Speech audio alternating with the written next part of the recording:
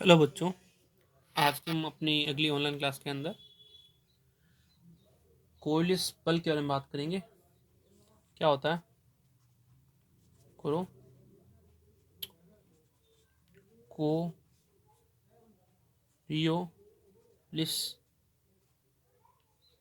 बल, उसको बल लिखते हैं कोरियोलिस फोर्स। क्या होता है ये कोरियोलिस बल? सीधी सी बात है, यहाँ ये क्या है? आभासी बल है। ठीक है, जो कण पर तब कार्य करता है जब जो कण पर तब कार्य करता है जब वह घूमते हुए फ्रेम के सापेक्ष किसी वेग वी से गति कर रहा है। ठीक है, और इसका अपन देखेंगे गणितीय मान जो होगा ना, mathematical value d2m omega V R. ठीक है, ये भी एक तरह का छद्म बल है, आभासी बल है। ठीक है, किस स्थिति में लगता है? जब जैसे कोई अपना फ्रेम है, रेफरेंस फ्रेम ही क्या कर रही है, गुणन कर रही है, और उसके अंदर कोई वस्तु है जो वी वेग से गति कर रही है। जैसे अपन मान लेते हैं, जैसे पृथ्वी है, पृथ्वी गुणन वेग से बढ़ती गति कर रही है। ठीक है ना, और इसके ऊपर कोई वस्तु एक ही गति करती है, तो इसके ऊपर जो लगता है बल, छदम बल, तो एक तरह से इस गुणन गति का जो बल लगता है उसको कोइलिस बल कहा जाता है। ठीक है, अब घूर्णन तंत्र या कोइलिस बल किस तरह से होता है उसको अपन देखना है। तो घूर्णी निर्देश तंत्र व कोइलिस बल।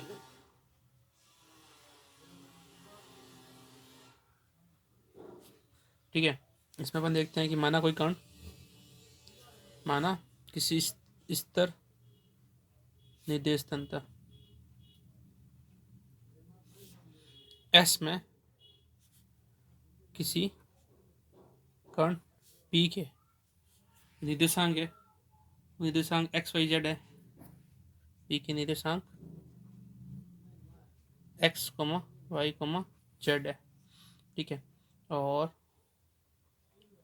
अक्षों के अनुदिश इकाई सदिश वाई कैप, जे कैप और के कैप है।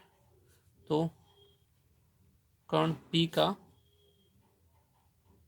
स्थिति सदिश क्या रहेगा?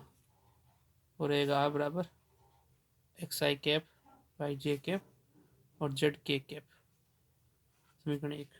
ठीक है, अब एक अन्य निर्देश तंत्र है, एक अन्य निर्देश तंत्र आर। ठीक है, वो एस के सापेक्ष नियत कोणीय वेग से, नियत कोणीय वेग ओमेगा से इस प्रकार गति कर रहा है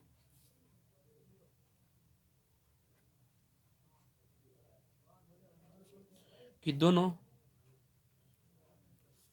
तंत्रों के मूल बिंदु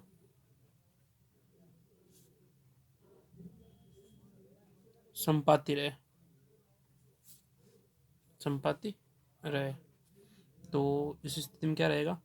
तो इस स्थिति में यदि फ्रेम जो आर है, फ्रेम आर में कण जो है पी के निर्देशांक, देखो एक्स के अंदर तो एक्स फ्रेम के अंदर तो निर्देशांक थे X comma Y comma J, और पी के निर्देशांक है वह X dash comma Y dash comma Z dash. ठीक है, वह इसके जो वह इसके अक्षों के अनुदिश, अक्षों के अनुदिश इकाई सदिश क्या है? आई डैश कैप जे कैप के कैप। तो फ्रेम आर में जो कण की स्थिति रहेगी, कण की स्थिति सदिश, उसको अपन लिखेंगे आर डैश से। ये रहेगा एच डैश आई कैप का dash, Y dash J cap का dash, Z dash K cap का, ऐसे समीकरण दो है। ठीक है। और अगर हम मूल बिंदु संपत्ति मान रहे हैं, ठीक है, यदि मूल बिंदु संपत्ति दोनों के मूल बिंदु संपत्ति है, इस स्थिति के अंदर आर जो है वो आर डैश के तुल्य रहेगा, और आर सदिश जो है वो X dash I cap dash, Y dash J cap dash, Z dash K cap dash. ठीक है, ये समीकरण थर्ड हो जाएगा। आर डैश की वैल्यू भी आर के तुल्य हो जाएगी। ठीक है, तो ये वैसे किस तरह से होता है रूपांतरण। ठीक है, ये अपन देखते जैसे ये फ्रेम है, देख लेते अपन कि ये कोई अपनी फ्रेम है। ठीक है, ये एक्स, ये वाई और ये जेड, इसके अंदर ये रेफरेंस फ्रेम है और किसी घूम गई, ये हो गई थीटा कोण से, इसका गुंडन हो गया। ये एक्स डैश, ये वाई डैश और जेड, इनके मतलब एक दूसरे के संपाती एक तरह से। ठीक है,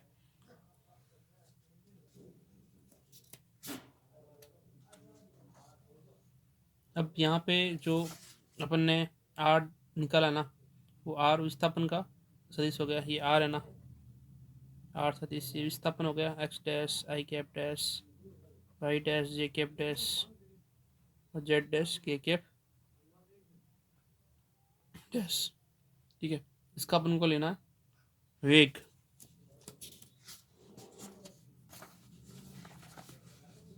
तो हम क्या करेंगे, वेग के रूपांतरण में वेग का रूपांतरण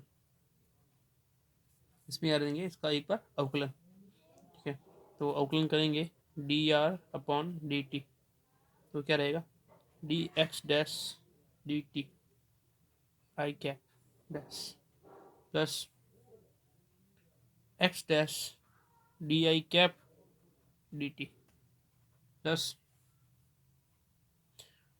Y D Y dash D T Z dash cap plus Y dash D Z cap D T plus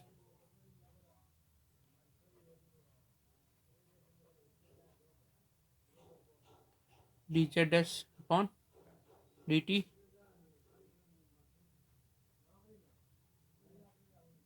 K cap dash plus K cap dash D Z dash upon D T. समीकरण 4 है अपना। ठीक है ना, तो ये यहाँ पर वेग का रूपांतर समीकरण क्या निकलेगा कि हम डी आई कैप जो है, D I cap D T, D J cap D T और डी के कैप डी टी, इन सब के तो के मान ज्ञात करने के लिए मान ज्ञात करने के लिए एक इकाई परिमाण का सदिश लेते हैं। एक इकाई परिमाण का सदिश आर लेते हैं। ठीक है, जो नियत कोणीय वेग ओमेगा से घूर्णन कर रहा है। ठीक है, और इसका स्थिति सदिश आर के कण का रेख्य वेग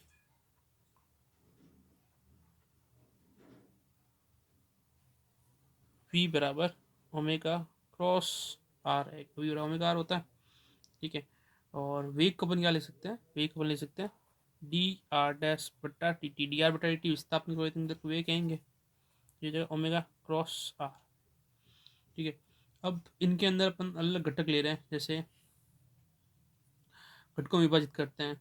ठीक है, डी आर, इन आर का भी घटक ले रहे हैं, इस आर का भी घटक ले रहे हैं, तो इस स्थिति के अंदर अपने पास में सबके जो मान मिलेगा, जैसे डी आई कैप डैश बट्टा डी टी, ये मिलेगा क्या,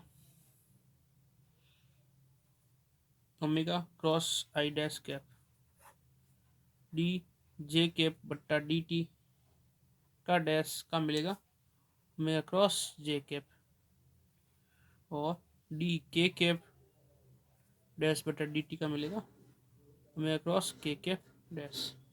ऐसे करके अपने पास में ये जो समीकरण अपन इसको मान लेते हैं 5, और ये जो अपन घटक लिए हैं, ठीक है ना, वो है 6 समीकरण। तो इस समीकरण 6 के अंदर जो घटक ले रखे हैं उन सब के मान, ठीक है ना, उस सब के मान के हिसाब से अपन डी आर डैश की जो वैल्यू रखेंगे वो क्या हो जाएगी, वो हो जाएगी, और इसको अपन लिखेंगे तो क्या मिलेगा अपन को,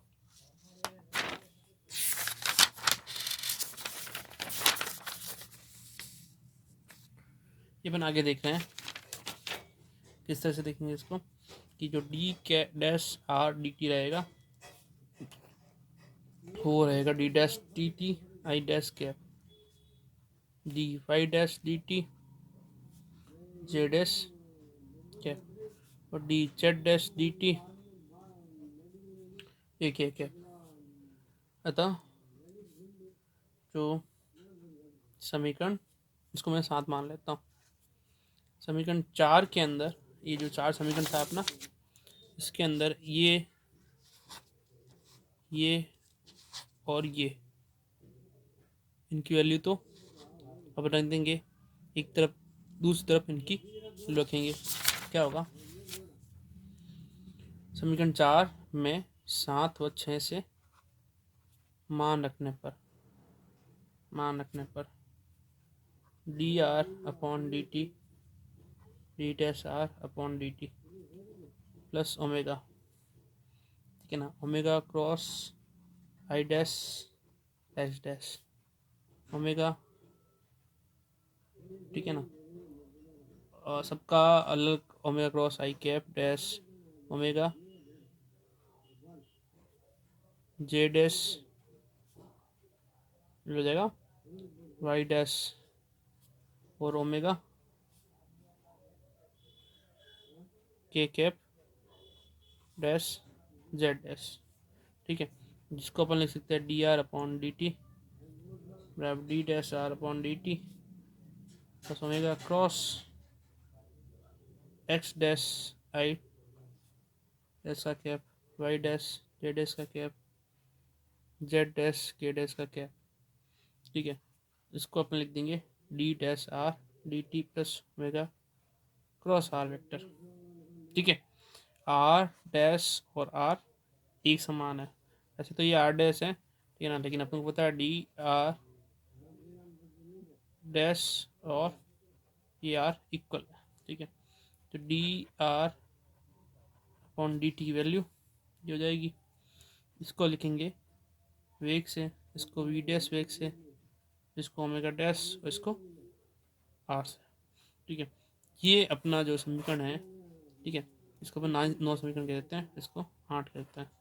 ठीक है, तो ये जो समीकरण 9 है, ये समीकरण 9 गुणी निर्देश तंत्र में गुणी निर्देश तंत्र आर में कण के वेग का रूपांतरण समीकरण है। ठीक है, अभी अपन को त्वरण का रूपांतरण समीकरण निकालना है। ठीक है, तो अपन नेक्स्ट वीडियो में निकालेंगे त्वरण का रूपांतरण समीकरण, वो इस वेग के अवकलन से ही ज्ञात होगा। ठीक है।